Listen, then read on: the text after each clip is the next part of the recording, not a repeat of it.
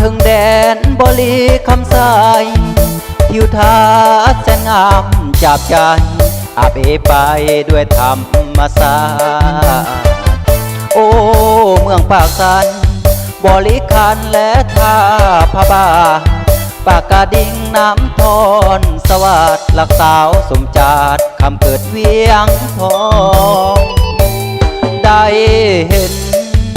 วัดทัดพระบาทผลสันน้ำเงียบน้ำมังน้ำสันน้ำกระดันกระดิ่งไหลลง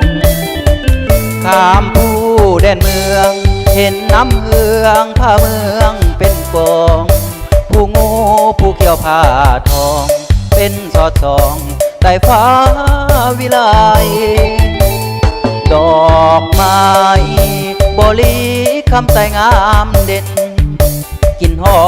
มบ่มีไหวเว้นไผเห็นแล้วลืมบ่ได้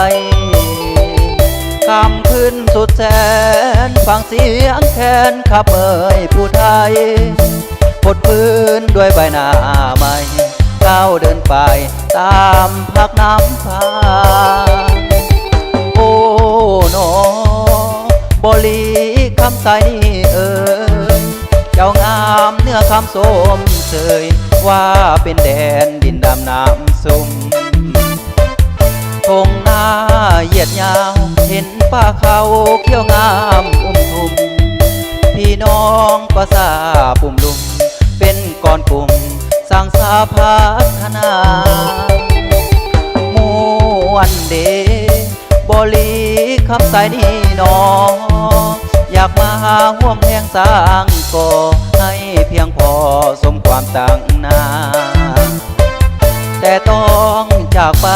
ภาระยิ่งใหญ่นั้นยังคอยท่าบ่ดนจะหวนเต่ามาห่วมสร้างสาบริคำใส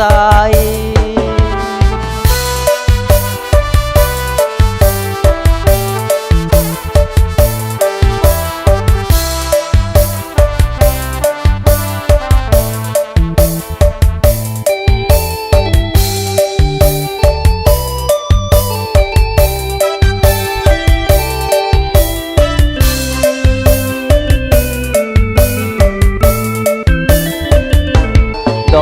อกไม้บริคำใสงามเด่นกลิ่นหอมบ่มีไหวเว้นไผเห็นแล้วลืมบ่ได้คำขึ้นสุดแสนฟังเสียงแค้นขับเอ่ยผู้ไทยพดพื้นด้วยใบหน้าใหม่ก้าวเดินไปตามพักน้ำพาโอ้หนอ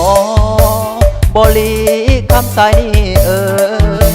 เจ้างามเนื้อคำสมเสยว่าเป็นแดนดินดำน้ำซุ่มทงหน้า